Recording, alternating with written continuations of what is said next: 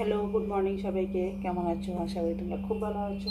তো আজকে হলো আমার চৈত্র সংক্রান্তির কাজকর্মের দ্বিতীয় পর্ব, মানে সেকেন্ড ডে। আমি 2 দিনই চেষ্টা করেছি বেশিরভাগ সবগুলো কাজ করে নিতে, তাই সারাদিন কাজ করছি।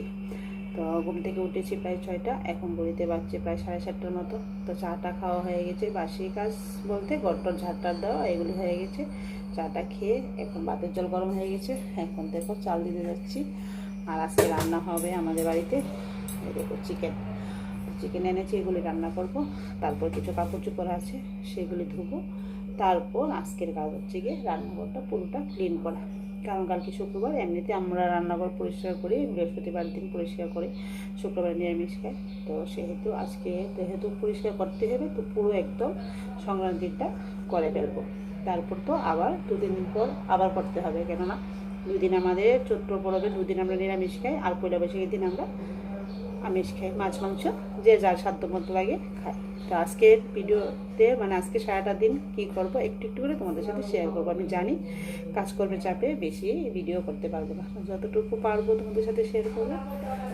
তো সঙ্গে থেকো। এখন বাতি থেকে চালটা দিই, রান্নাটা কমপ্লিট করি, তারপর গিয়ে কাপড়গুলো ভিজাবো। ঠিক আছে, সঙ্গে থাকো।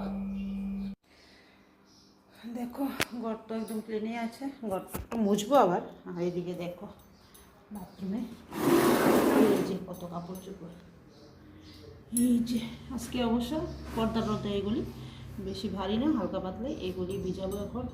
বাইরের বাথরুমও আরও আছে, আজকে কাপড়গুলি বাইরের বাথরুমে ধোবো।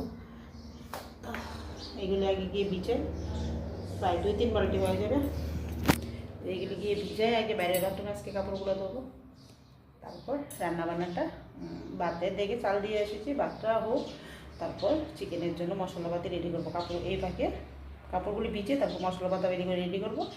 তারপর কাপড়গুলি ভিজে যাবে, তারপর ধোয়া হবে।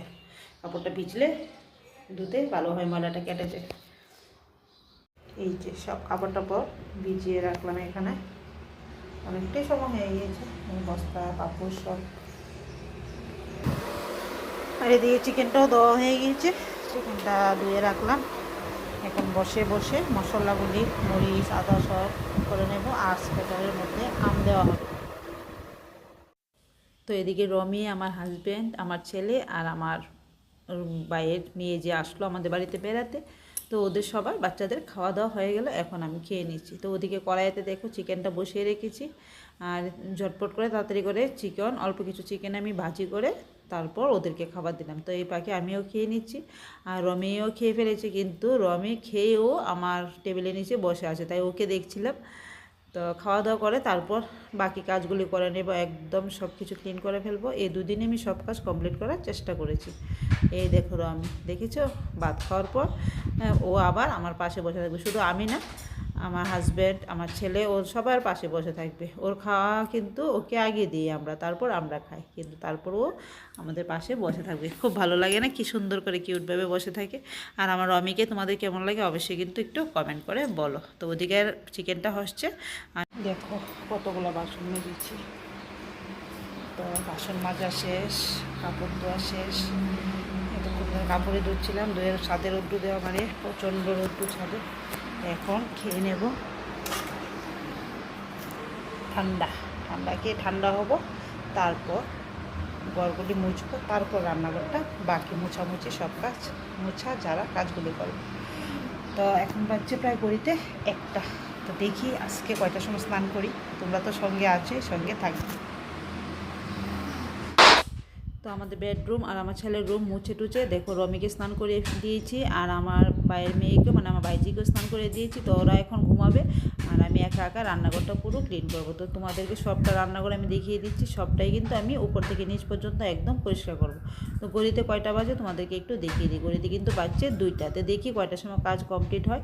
তো চেয়ারে উঠে উঠে দেখো আমি উপরের দিকগুলি পরিষ্কার করেছি, আর চেয়ার থেকে যদি পড়ে যায় তাহলে কিন্তু আমার হয়ে গেল পয়লা বৈশাখ। তো আস্তে আস্তে করে এইভাবেই করি, আর চেয়ারটা অনেকটাই বড়, তো পড়ার বেশি একটা সম্ভাবনা নেই, তো এইভাবেই ক্লিন করি। তো দেখো মোটামুটি ওই সাইডগুলি হয়ে গিয়েছে। এখন চিমনির পাইপটা একটু আমি পরিষ্কার করে দিচ্ছি। তো উপরে তো চিমনির পাইপটার উপরেও একটু নোংরা জমে যায়, কিন্তু আমার রান্নাঘরটা একটু ছোটো, তাই একটু তেলাক্ত ভাবটা একটু বেশিও হয়ে যায়। চিমনি থাকা সত্ত্বেও অনেক জিনিসগুলি আঠা আঠা হয়ে যায়। তো মোটামুটি আমার পরিষ্কার হয়ে গেছে, এখন শুধু আলমারির উপরটা হয়ে গেছে, নিচটা করে তারপরে আমি স্নান করতে যাব। তো যাই হোক, ওই দিন স্নান করেছিলাম 6:30টার সময়, প্রায় সন্ধ্যা 6টার সময়। আর আজকে স্নান করতে করতে প্রায় 3:30 4টা বেজে গিয়েছিলো। তো স্নান টান করে এসে পড়লাম ঠাকুরের কাছে। তো যত বেলায় হোক স্নান করার পর কিন্তু একটু ঠাকুরকে প্রণাম না করলে ভালো লাগে না।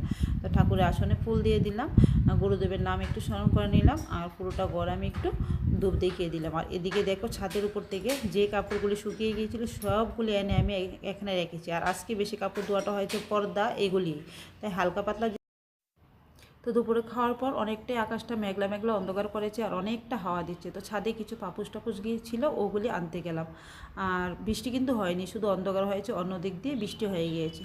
তো আজকে ভিডিওটা এতটুকুই। যদি ভালো লাগে থাকে একটা লাইক করো, কমেন্ট করো। তো আজকে এই পর্যন্ত। সবাই সুস্থ থাকবে, ভালো থাকবে, দেখা হবে একটা নতুন ভিডিওতে। তো সবাইকে শুভ পয়লা বৈশাখের অনেক অনেক শুভেচ্ছা। Tata and bye bye.